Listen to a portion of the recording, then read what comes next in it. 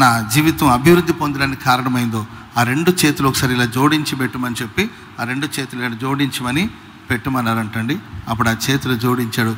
వెంటనే చూడండి కొంచెం మొరుటుగా ఉన్న ఆ చేతుల్ని ప్రార్థన చేసేటప్పుడు పెడతారు కదండి, చేతులు అలా దండం పెట్టమని చెప్పి ఆ బొమ్మను గీశారు. ఆ బొమ్మ మీకు స్క్రీన్లో కనబడుతుంది. ఆ బొమ్మను గీశాడండి. బొమ్మ గీసిన వాడు మరుగైపోయాడేమో కానీ త్యాగం చేసిన వాడి చేతులు నిలిచిపోయింది. చెప్పండి కూడా మన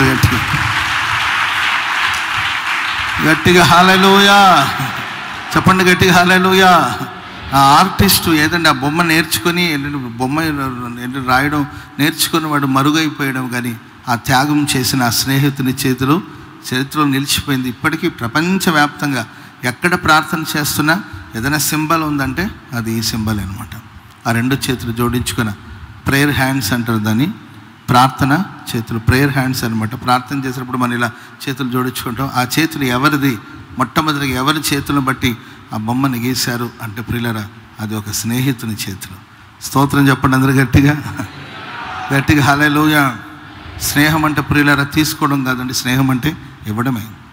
స్నేహం అంటే ప్రియులరా గొప్పలకు పోవడం కాదు, స్నేహం అంటే త్యాగం చేయడమే. కాబట్టి ఆ స్నేహాన్ని మనం పరిపూర్ణంగా ప్రభులో చూస్తాం. యేసుక్రీస్తు వారు మన కోసం తన ఆఖరి బొట్టు రక్తాన్ని కూడా చిందించాడు. ఆయన నిజ స్నేహితుడు, ఆయన నిజమైన స్నేహితుడు. మరి ఆయన స్నేహ బంధం చేత మనల్ని ఆకర్షించాడు. ఆయన స్నేహంలో మనం చివరి దాకా నిలిచి ఉందాం. ప్రభు మనల్ని ఆశీర్వదించి దీవించుగాక. హల్లెలూయా.